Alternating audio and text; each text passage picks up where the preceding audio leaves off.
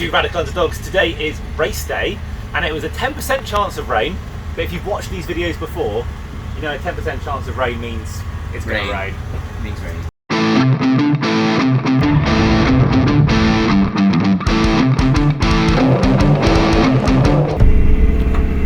And just an idea, we might have had contact.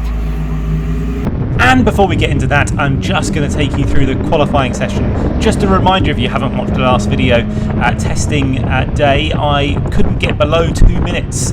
So for just qualifying session, I'm really looking forward to getting a less than 2 minutes time. The rain is making it a bit tricky, and of course it's quite difficult to find a gap in the traffic just to get a good lap out. We are at the pit wall.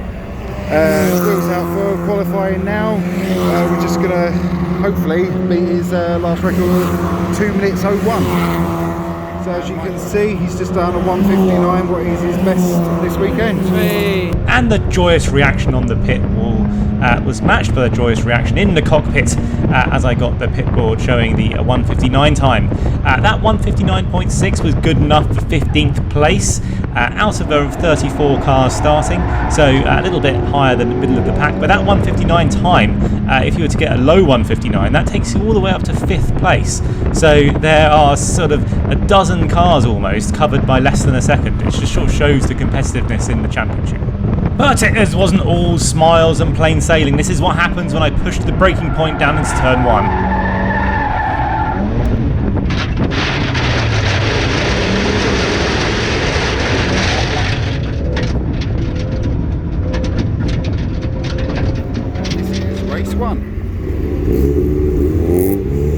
And we're going to go straight to the start-finish straight where the lights are on and they are off, and it's a great start actually, and already getting past the car on the right there, but actually it's an even better start there from 755 Alan Hawkins in that multicoloured jigsaw car. Down we go into Redgate for the first time, and I'm going to get squeezed here. So Graham Rumsey on the inside actually getting and squeezing me out of it onto the grass, onto the gravel, and in as many seconds we're losing 1, 2, 3, 4, 5 places as we go down the Craner curves for the first time. That's not been a good start after all. So down the Craner curves for the first time and down into the old hairpin, and again actually got a good run on the outside. It's not really a place to pass, actually on the grass, and almost losing it down into the old hairpin, and that's compounded what was already a bad start. And Donington Park is all about the momentum and actually losing it, and then Kevin Dengate here in car 778 is taking around the inside. He's actually starting from the back. Strong runner is Kevin, and takes that place away.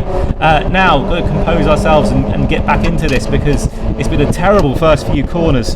As we go through Coppice and getting the visor down, there's a lot of debris, and this car has gone sideways, and touching the back of Kevin just as avoiding that car. So going from bad to worse, and we're going to potentially lose this other place down this straight. So I'm going on the inside as we go into the S's for the first time, and sensibly backing out of that move around the outside. And the machine gun fire of gravel hitting the windscreen, not doing the windscreen any favours. Everyone going to the inside, so that's Kevin C3, Bo Parry also going to the inside, and I'm just going to go around the outside, inside, and actually get a much better exit, and say thank you very much, and I'll take that place back. So there's at least, well, maybe not actually, he's fighting back on the inside.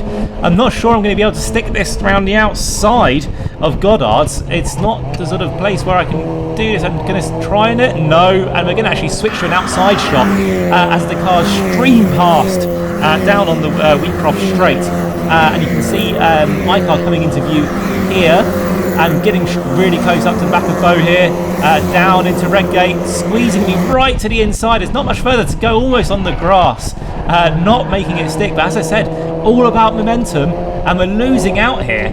And that is Kevin Bird in car 59 who's squeezing past, and I think we're going to lose another place as well. So from attack to defence, and actually not losing the other place in the end, and going down into the old hairpin single file, taking the old hairpin in 4th gear. Again, it's critical. Kevin there kicking up the dust. Potentially there's a move on for the up at the top of the hill there, but no. We skip forward to later on in the lap, and we're coming down into the Melbourne hairpin. Everyone going down on the inside. Maybe I can try the same thing again. There's a spinner up ahead.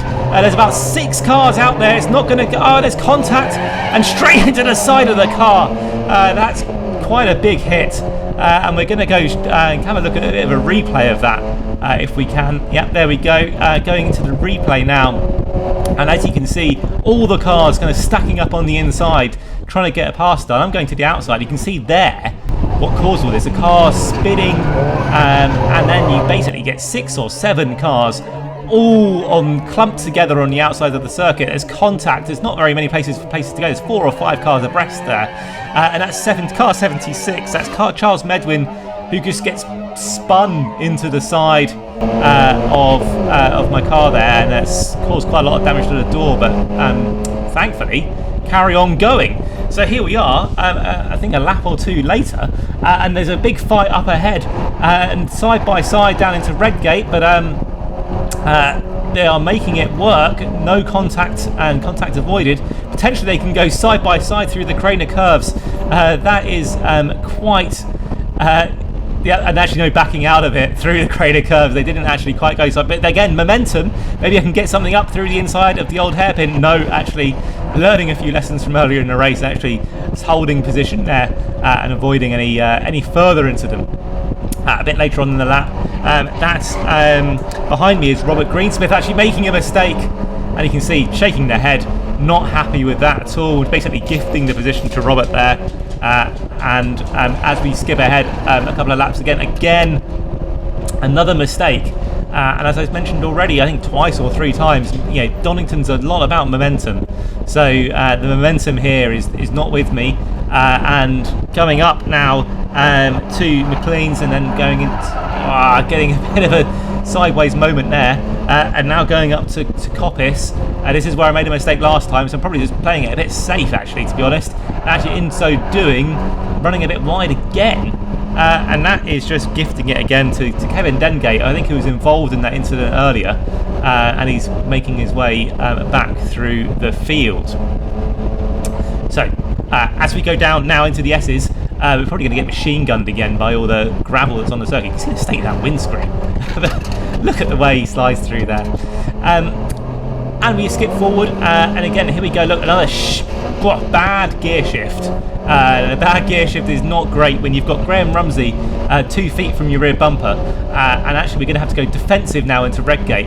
It's going to force him all the way around the outside, and potentially Graham does make it. I'm giving him space. We're giving each other space, and yeah, still side by side. Are we going to be side by side through through Craner curves? It looks like we will be. No, but actually, no, there's still space. Actually, I can get back on the inside on the old hairpin, and back through. So managing to keep that place amazingly, actually. So managing to keep the place for the time being. And now there we are into the end of that lap. I think it's the Melbourne hairpin we're going into now. So down into 2nd gear, missing the heel and toe downshift. So being a bit messy, and now sideways, and that's another mistake, and that's another mistake that Graham Rumsey's going to take advantage of, and he's definitely going to get down the inside here, down to Goddard's for the last time, or not second to last time, I think, and he's through now on the inside, and that's pretty much how it stays now for the rest of the race. And as we skip forward now to the last lap of the race, and as we come through the final corner, and we are going to see the checkered flag, and I'm just now thinking about all the work that's going to have to go into this car to fix it, because that was quite a hit earlier in the race. Oh wow!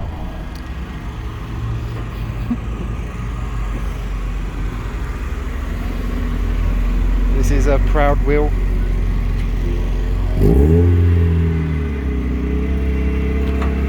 And just an idea, we might have had contact.